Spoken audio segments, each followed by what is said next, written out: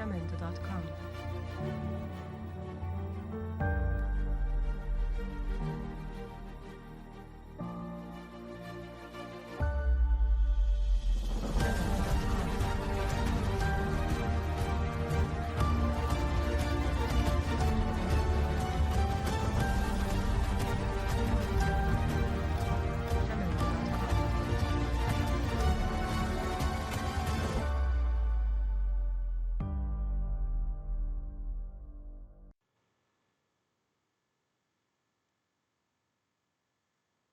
Bienvenidos a una nueva clase flipada de biología.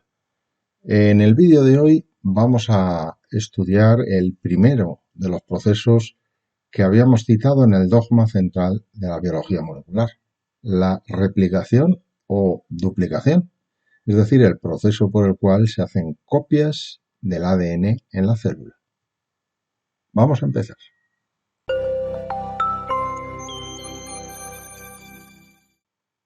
En 1953, Watson y Crick construyeron su modelo sobre la estructura del ADN, cuyas características son todavía aceptadas hoy.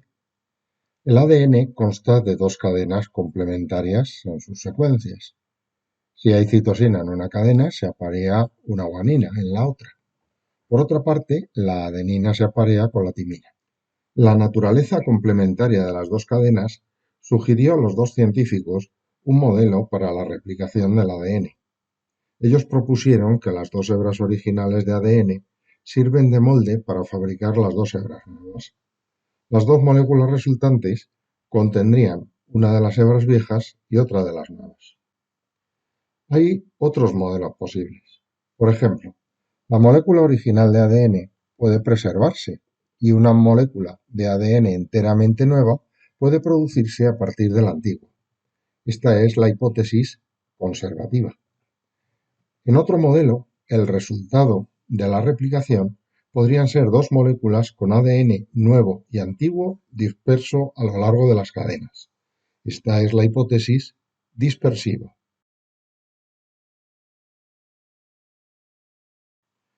Aunque Watson y Crick propusieron el modelo de replicación semi-conservativa, no había evidencias para probar que este fuera el modelo correcto. Para resolver este problema, los científicos Matthew Meselson y Franklin Stahl diseñaron un experimento para probar el modelo de replicación de Watson y Crick. La clave en el modelo de Meselson y Stahl fue desarrollar una estrategia para distinguir el ADN original del ADN de nueva síntesis. Ellos lo distinguieron marcándolos con isótopos radiactivos. Cultivaron la bacteria Escherichia coli en presencia de un isótopo pesado de nitrógeno 15 o con el isótopo ligero ordinario de nitrógeno 14. Tras muchas generaciones, el ADN contenía el isótopo pesado o el ligero, pero no ambos a la vez. En este ejemplo, los átomos de nitrógeno en la timina son marcados con la forma pesada o la ligera del nitrógeno. Los científicos tomaron muestras de cada cultivo bacteriano. Procesaron las bacterias para extraer el ADN en una disolución. Se mezclaron volúmenes iguales de las disoluciones de ADN y después estas disoluciones se mezclaron con una solución concentrada de la sal cloruro de cesio. La densidad de esta sal es de 1,71 gramos por centímetro cúbico, la misma densidad que el ADN. El tufo se colocó en una ultracentrífuga, capaz de centrifugar con 140.000 veces la fuerza de la gravedad durante 20 horas. A esta alta velocidad, los iones cesio tienden a sedimentar en el fondo del tubo, formando un gradiente con la máxima concentración en el fondo y la mínima en la superficie. Otras sustancias, como el ADN, se colocan en la posición que corresponde con su densidad. Con esta técnica para separar el ADN pesado del ADN ligero ya dispuesta, los científicos probaron la hipótesis de la replicación semiconservativa. Primero cultivaron E. coli durante 14 generaciones en un medio con nitrógeno 15 de cloruro amónico como única fuente de nitrógeno. Haciendo crecer la bacteria durante muchas generaciones, se aseguraron que todo el ADN estaría marcado con nitrógeno pesado. A continuación aislaron una primera muestra de bacterias, prepararon el ADN y añadieron el cloruro de cesio para la centrifugación. Por otra parte, algunas de las bacterias fueron transferidas a un medio con nitrógeno 14 y permitieron que siguieran creciendo. A partir de este momento, el ADN replicado contendría la forma ligera del nitrógeno. Llamaron a la primera muestra generación 0. Después de la transferencia al medio con nitrógeno ligero, tomaron una muestra cada 20 minutos, que es el tiempo que tarda en producirse una generación de E. coli creciendo en condiciones de temperatura óptima. El ADN de las muestras se preparó para la ultracentrifugación. Michelson y Stahl encontraron los siguientes resultados.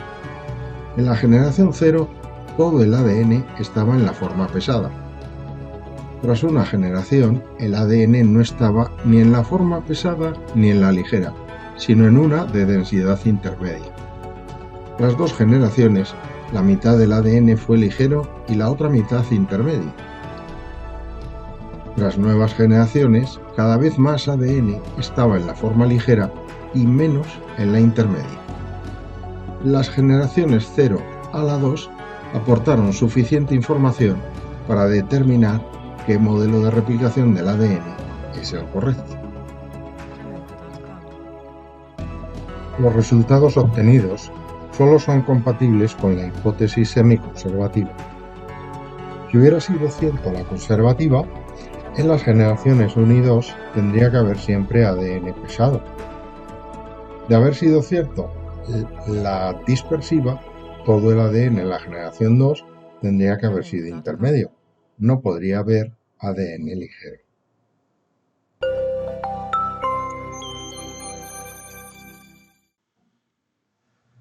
La replicación es un proceso que tiene varias características muy destacables y que tenéis que tener claras. Lo primero es que es un proceso semiconservativo. Lo acabamos de ver en el apartado anterior. Eso significa que en la nueva molécula una de las hebras es nueva y la otra procede de la molécula original que ha sido copia.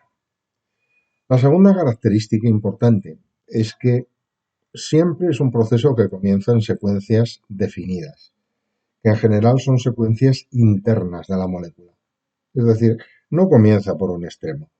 En las células procariotas hay una secuencia de origen, mientras que en las células eucariotas hay varias secuencias de origen en cada molécula de ADN, de modo que se van originando distintas burbujas de replicación. Otra característica importante es que es un proceso llevado a cabo por enzimas.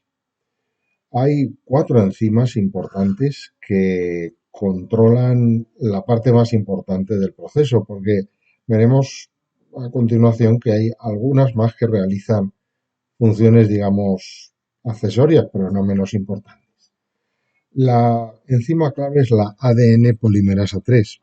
La ADN polimerasa 3 es la enzima que fabrica la nueva hebra de ADN, pero para ello, digamos que requiere unas circunstancias bastante estrictas.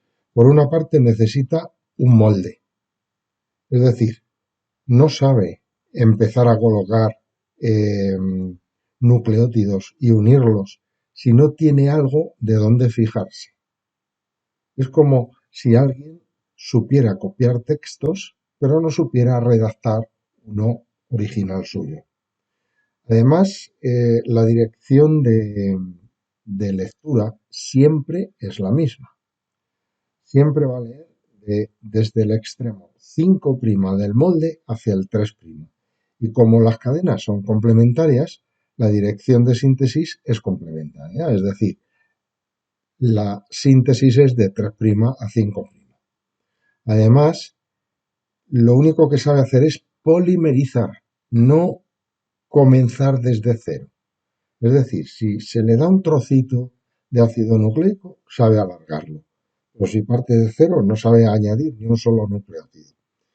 Estos trocitos de ADN, bueno, en realidad de ARN, que va a necesitar la ADN polimerasa 3 para empezar a funcionar, se llaman cebadores y son fabricados por una enzima que se llama primasa. La primasa es una ARN polimerasa. Esta sí que empieza desde cero. La tercera enzima importante es la ADN polimerasa 1. La ADN polimerasa 1 va a eliminar los fragmentos de ARN de los cebadores y los va a reemplazar por ADN. Y por último, hay una enzima ligasa que actúa como si fuera un pegamento. Une los fragmentos que han quedado colocados unos al lado de otros, pero sin unirse por completo. Otra característica importante de la replicación es que es bidireccional. Esto quiere decir que desde el punto de origen se va a sintetizar tanto hacia la derecha como hacia la izquierda. Vamos a verlo en una animación. La información genética en las células procariotas se encuentra en un cromosoma único de ADN circular. La replicación comienza en un lugar concreto llamado origen de replicación. El origen se duplica y entonces la replicación del ADN comienza en dos direcciones. Las dos cadenas originales, mostradas en las líneas sólidas, sirven como moldes para la síntesis de las cadenas nuevas, mostradas como líneas de puntos. Podéis comprobar que la replicación además es semiconservativa. La replicación del ADN comienza cuando la topoisomerasa localiza el origen y la helicasa desenrolla un segmento de ADN y rompe los puentes de hidrógeno entre las cadenas complementarias. La ADN polimerasa solo puede unir nucleótidos al extremo 3' libre de una cadena en crecimiento. La síntesis de una de las cadenas, llamada hebra directora o hebra adelantada, se produce de forma continua en dirección 5' a 3'. La síntesis de la hebra complementaria, llamada hebra retardada, es más compleja.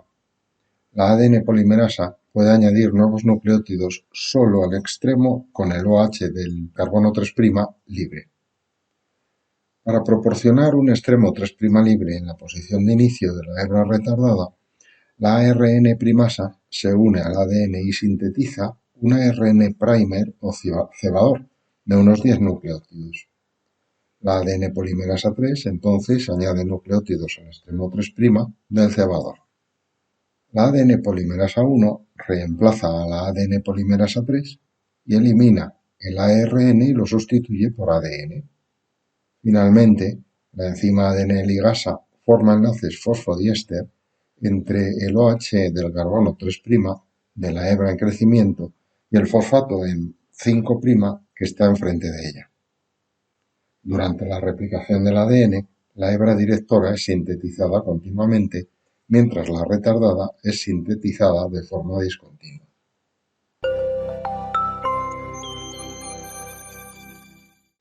Bueno, ya prácticamente conocéis la replicación. La vamos a ver ahora, digamos, ya sistematizada desde el principio hasta el final, pero quería haceros algunos comentarios. Por una parte, hemos visto una serie de enzimas que son las que directamente se encargan de la síntesis del ADN.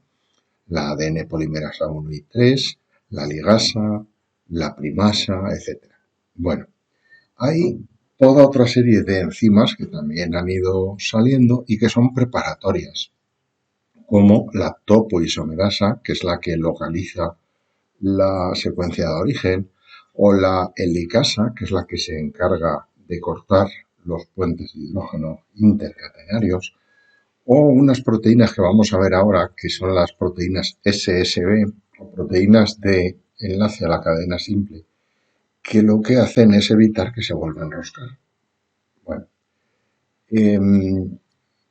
toda esta maravilla de proceso que me parece uno de los hallazgos más complejos que se han podido hacer en la biología, es responsabilidad sobre todo de dos personas. Una, Arthur Kommer, que fue quien descubrió la ADN polimerasa y el que sintetizó por primera vez una cadena de ADN in vitro. Y otra, una científica, esta que veis aquí, que se llama Margarita Salas. Bueno, se llamaba porque falleció hace muy poquito. Y que es una auténtica superheroína con superpoderes. Porque, bueno, fue la que descubrió la direccionalidad de la lectura en la síntesis del ADN y tiene superpoderes pues, porque lo consiguió en la época que lo hizo, es decir, en la segunda mitad del siglo XX, siendo mujer y española. O sea, dos cosas prácticamente incompatibles con la ciencia.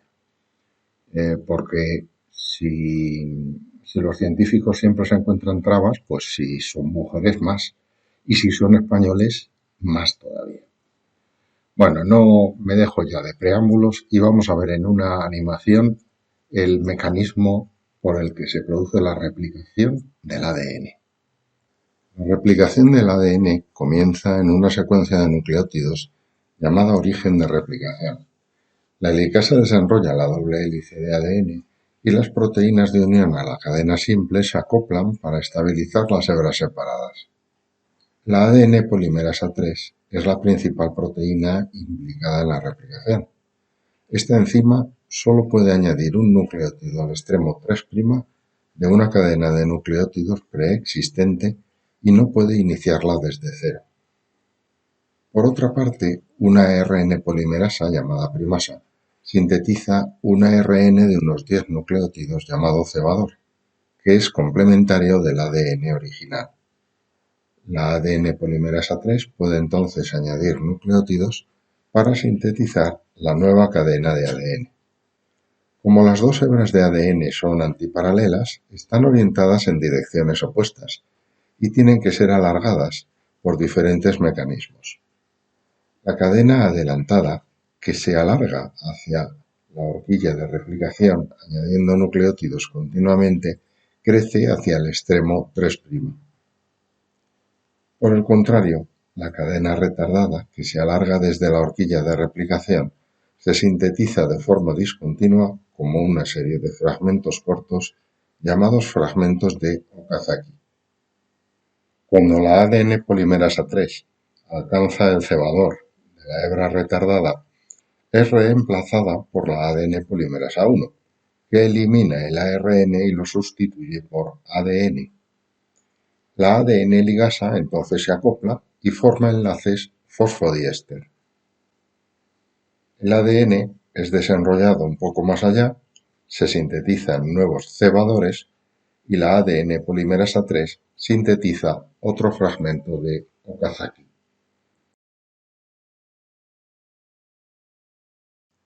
Bueno, y para terminar con la replicación, algunos comentarios sobre los fragmentos de Okazaki, las diferencias entre la replicación de eucariotas y procariotas y el proceso de corrección de errores porque se puede producir. Bueno, primero, sobre los fragmentos de Okazaki. De estos 4 japoneses, ¿cuál pensáis que es Okazaki? El de los fragmentos de Okazaki. Bueno, la mayoría de las personas que conocen los fragmentos de Okazaki se sorprenden bastante cuando descubren que Okazaki es esta, Tuneko Okazaki. Es la responsable del descubrimiento de los fragmentos que llevan su nombre. Fragmentos que, por cierto, quiero que os quede claro que son la unión, o sea, el conjunto formado por el cebador más el ADN que sintetiza el ADN polimerasa, ¿vale? O sea, todo eso es el fragmento de Okazaki. Bueno, respecto a las diferencias en la replicación entre eucariotas y procariotas, el proceso es esencialmente el que hemos visto. Hay diferencias bastante pequeñas, algunas ya las hemos comentado, de hecho, por ejemplo, en procariotas hay un solo origen de replicación, mientras que en eucariotas hay un número indefinido. Otra diferencia tiene que ver con las enzimas. En procariotas solo hay 3 ADN polimerasas, mientras que en eucariotas hay 5 ADN polimerasas. Y por último, los fragmentos de Okazaki son más grandes en procariotas, tienen entre 1000 y 2000 nucleótidos, mientras que en eucariotas son fragmentos más pequeños, como de 100 a 200 nucleótidos. En general, esto hace que el proceso de replicación sea mucho más rápido en procariotas. Y respecto a la corrección de errores, pues resulta que aunque el proceso es un proceso muy eficiente, sí que se pueden producir errores. Y hay dos tipos de mecanismos que se emplean para la corrección de errores. Hay mecanismos que son replicativos, es decir, que se corrigen los errores durante la propia replicación, y otros son post-replicativos. Las enzimas que participan en estos procesos, pues algunas las conocéis. En los mecanismos replicativos participan nucleasas, que son enzimas que eliminan nucleótidos erróneos, por las buenas. Posteriormente, el ADN polimerasa, cuando pasa, pues los coloca a los adecuados. En los mecanismos post-replicativos pueden participar endonucleasas, que lo que hacen es detectar errores y cortar en ese punto el ADN. Y también hay exonucleasas, que lo que hacen es eliminar fragmentos completos que contienen alguna incorrección. Las nucleasas se eliminan, por supuesto tiene que haber ADN polimerasas para sintetizar, para regenerar los fragmentos ya sin error, y ligasas para unir. Y una cuestión clave, ¿cómo cuando hay un error, por ejemplo, imaginaos que se ha apareado una adenina con una citosina, ¿cuál de las dos es correcta? ¿La adenina o la citosina? Bueno, pues para eso la hebra molde se marca y queda metilada, de tal manera que cuando encontramos una incongruencia en el apareamiento de las bases nitrogenadas, la cadena que esté metilada es de la que hay que fiarse, porque es la hebra molde. Con esto terminamos la replicación y el vídeo, de modo que despido una nueva clase flipada de biología, como siempre deseando que os haya gustado, pero sobre todo que os haya resultado útil. Y no se me ha ocurrido mejor forma de despedir este vídeo que con unas palabras de la superheroína a la que os presenté antes, Margarita Salas. Escuchadla con atención. Citando a mi maestro Severo Ochoa, él decía, un país sin investigación es un país sin desarrollo. Los políticos ven a corto plazo la investigación, es decir, se creen que la investigación es algo de una legislatura. Entonces, la investigación no son 4 años, la investigación no tiene tiempo. Pues yo creo que lo que tendrían que hacer nuestros políticos es hacer un pacto de Estado por la ciencia. Gobierne quien gobierne, que la ciencia sea apoyada por todos los políticos, sea del signo político que sean, ¿no? Estamos desperdiciando todo el dinero y el esfuerzo que ponemos en formar excelentes investigadores, lo estamos desperdiciando porque no se quedan en España, los mejores se van a Estados Unidos y normalmente hoy día no vuelven porque no hay posibilidad.